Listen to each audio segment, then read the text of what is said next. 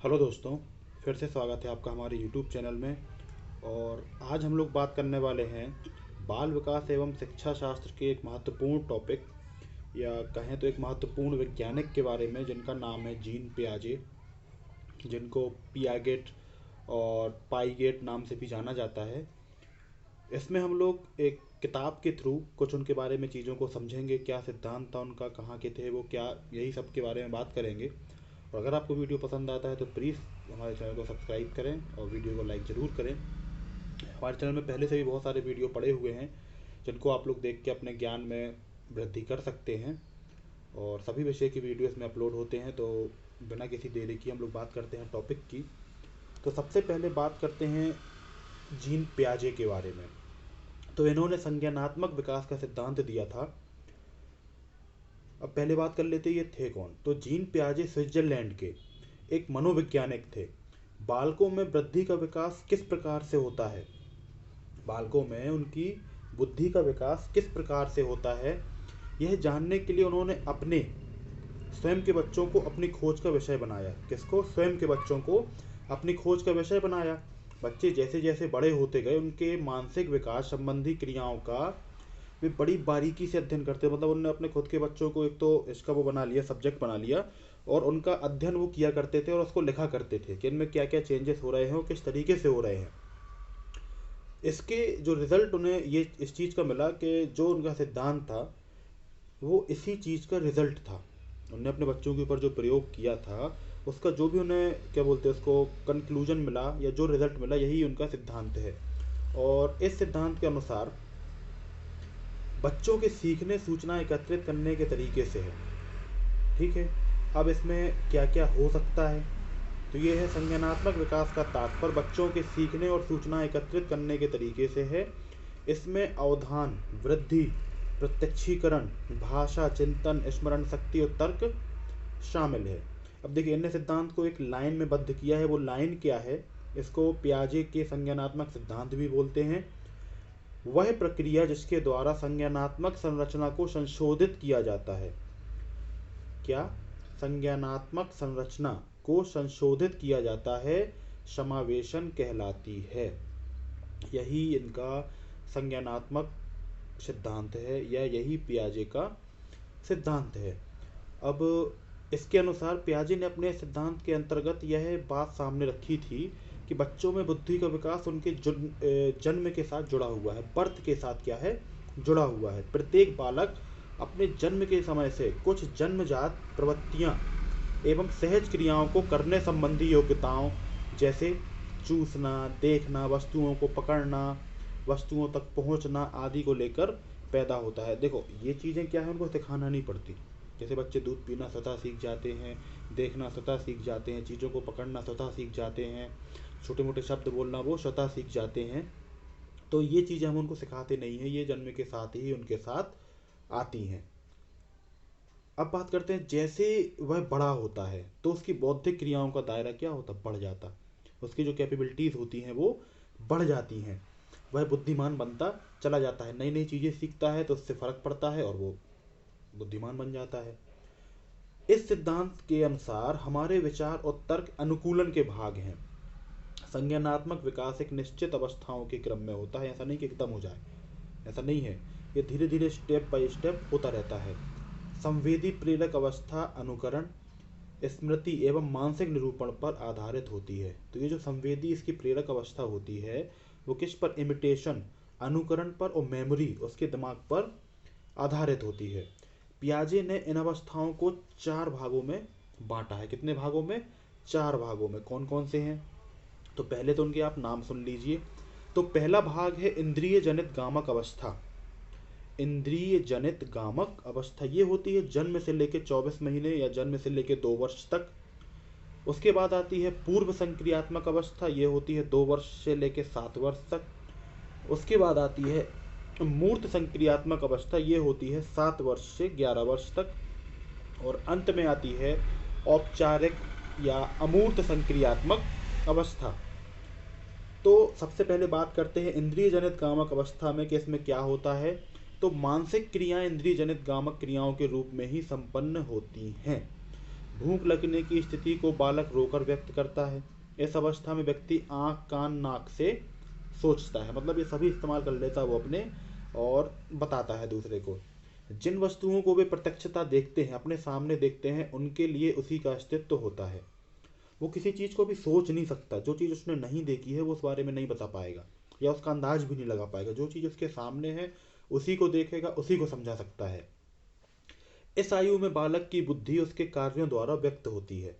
उदाहरण के लिए जैसे चादर पर बैठा शिशु चादर पर थोड़ी दूर स्थित खिलौने को प्राप्त करने के लिए चादर को खींचकर खिलौना प्राप्त कर लेता है। अब ये चीज़ उसे किसी ने सिखाई तो नहीं है, वो वहां तक जाता नहीं है, पर अपने हाथ से देखता है, वो कह रही ये तो पास आ रहा, तो उसको वो चादर को खींच के खिलौने को प्राप्त कर लेता है। इस तरह यह अवस्था अनुकरण, स्मृति और मानसिक निरूपण से संबंधित है। कौन सी अवस्था? पहली अवस्था इंद्रिय जनित गामक अवस्था। अब इसके लिए एक और भी नाम है, एक सेकंड। इंद्रिय जनित गामक अवस्था को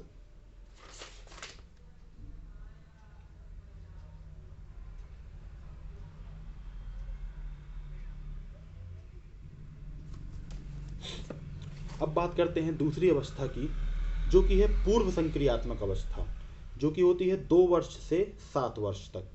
इस अवस्था में बालक अपने परिवेश की वस्तुओं को पहचानने एवं उसमें विभेद करने लगता है, अंतर करने लगता है। इस दौरान उसमें भाषा का विकास भी प्रारंभ हो जाता है, वो बहुत सारे नए शब्दों को सीखता है। बालक नई सूचना और अनुभवों का संग्रह करता है, उनको इकट्ठा करके रखता है। वह पहली अवस्था की अपेक्षा अधिक समस्याओं का समाधान करने के योग्य हो जाता है, और इसमें जो वो चीज़ें सीखता है वो उसके स्थायित्व में रहती हैं, बहुत समय तक उसके दिमाग में वो चीज़ें रुकती हैं और रहती हैं। कौन सी अवस्था थी ये? तो ये थी पूर्व संक्रियात्मक अवस्था।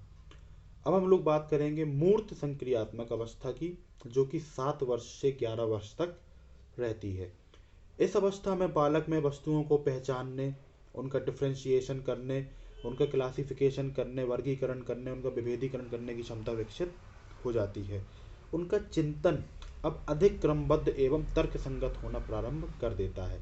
इस अवस्था में बालक विश्वास करने लगता है तथा लंबाई, भार, अंक आदि प्रत्ययों पर चिंता करता है। कोई कितना लंबा है, ये छोटा क्यों है, इसकी संख्या इतनी क्यों है, कोई चीज़ 2 क्यों है, 10 क्यों नहीं है, इस तरीके की सब चीज़ें वो मन में सोचता है।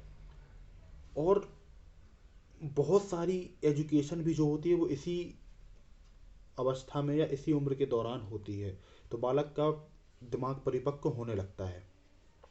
भाषा का पूर्ण विकास बालक किसी पूर्व या उसके अंश के संबंध में तर्क कर सकता है।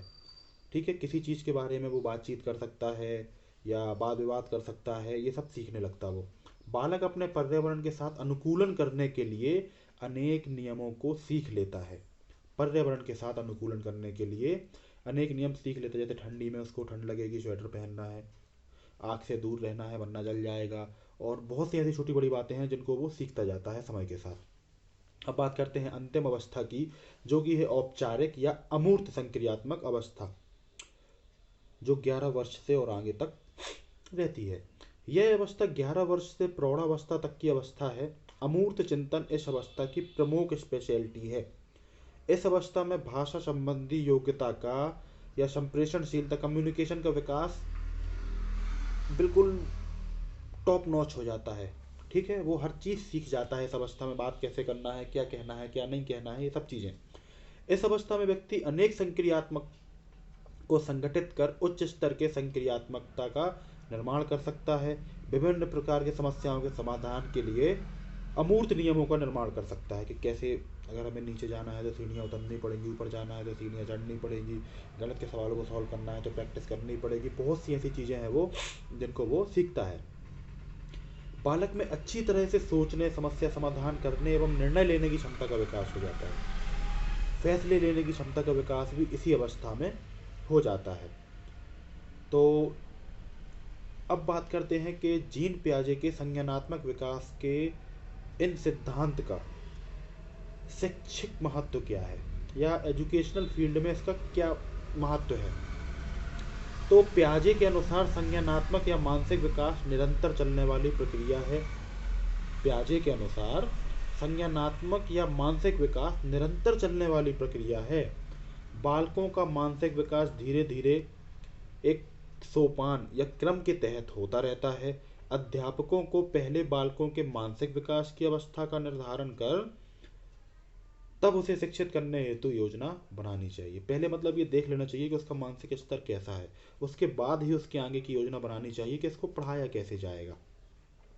तार्किक चिंतन के विषय में या विकास के विषय में बाल्यावस्था महत्वपूर्ण कड़ी मानी जाती है। अतः शिक्षकों को बच्चों में तार्किक क्षमता बढ़ाने का प्रयास करना चाहिए कि वो तर्क संगत बातचीत करें, कुछ भी मत बोले मन से, जो चीज़ लॉजिकल है उसी प्रकार से आगे बढ़ने की कोशिश वो करें।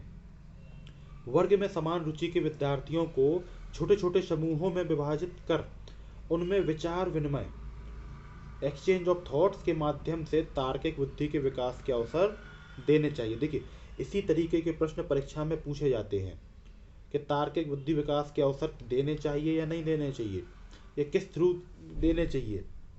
ठीक है, बच्चों को गलती करने एवं उसे स्वयं सुधारने का पर्याप्त अवसर देना चाहिए। अब ये बात आती है, जैसे प्रश्न पूछ लिया जाए आपसे कि आपका बच्चा क्लास में शैतानी करता है, तो आप क्या करेंगे? तो सीधा उसको दंडित करना प्रारंभ नहीं करेंगे, आप उसे उस शैतानी ना करने के लिए समझाएंगे, उस शैतानी करने के उसे क्या नुकसान हो सकते हैं वो समझाएंगे, फिर उसे अवसर देंगे, ये मौका देंगे कि वो अगली बार वो शैतानी ना करे। ठीक है, तो गलती सुधारने के पूरे अवसर प्रदान किए जाने चाहिए। शिक्षकों को प्रयोगात्मक शिक्षा एवं व्यवहारिक शिक्षा पर बल देना चाहिए। ठीक है, प्रैक्टिकल नॉलेज पर ज़्यादा बल देना चाहिए। जबकि होता क्या है, अभी जो हमारे एजुकेशन सिस्टम में सब कुछ ऊपर ऊपर चल रहा है, सिर्फ थ्योरी, लिखो याद करो, लिखो याद करो। अभी मेमोरी का ध्यान ज़्यादा दिया जाता है कि आप कितनी अच्छी अच्छी चीज़ों को याद रख सकते हैं, अगर आपको याद है मतलब आपसे बनती है, जबकि ऐसा नहीं है ना। शिक्षक को वाद विवाद प्रतियोगिता का आयोजन करते रहना चाहिए। यह प्रतियोगिता नवीन सोच एवं नवीन विचारों को जन्म देती है। ये बहुत सही बात है कि वाद विवाद से बहुत सारी, अगर किसी चीज़ के बारे में हमें सही जानकारी चाहिए है कि वो अच्छी है या बुरी है, या उसमें क्या फ़ायदा है क्या नुकसान, तो वाद विवाद प्रतियोगिता आप उस बारे में करा देंगे तो आपको उसके एक एक पहलू के बारे में जानकारी मिल जाएगी। तो ये वीडियो आज यहीं तक, और मुझे उम्मीद है कि आपको वीडियो पसंद आया होगा। अगर आपको वीडियो पसंद आया तो प्लीज़ हमारे चैनल को लाइक करें, सब्सक्राइब करें। ये थे पियाजे का सिद्धांत। एक बार फिर से उसको दोहरा लें कि पियाजे का सिद्धांत था वह प्रक्रिया जिसके द्वारा संज्ञानात्मक संरचना को संशोधित किया जाता है, समावेशन कहलाती है। इसके आगे हम लोग जीन पियाजे के जो कुछ अन्य सिद्धांत हैं उनके बारे में भी बात करेंगे, और आगे आने वाले वीडियोस में आप लोग कोहलर और वाइगोस्की इनके भी सिद्धांतों के बारे में हमारे साथ पढ़ पाएंगे। अगर आपको कोई चीज़ समझ में नहीं आई हो या कोई पार्ट आपको एक्सप्लेनेशन में समझ में नहीं आया हो तो उसको कमेंट बॉक्स में ज़रूर बताएं। इस सिद्धांत का एक लास्ट लाइन में बोलना चाहूँगा, भूल गया। मेन जो देखना चाहिए कंक्लूज़न ये है कि बच्चा बहुत सी चीज़ें अपने मन से सीखता है, उसे कुछ सिखाने की ज़रूरत नहीं पड़ती है, वही इस सिद्धांत में बताया गया है। तो इसी के साथ मैं अपनी वाणी को विराम देता हूँ। मिलते हैं अगले वीडियो में, तब तक के लिए जय हिंद, जय भारत।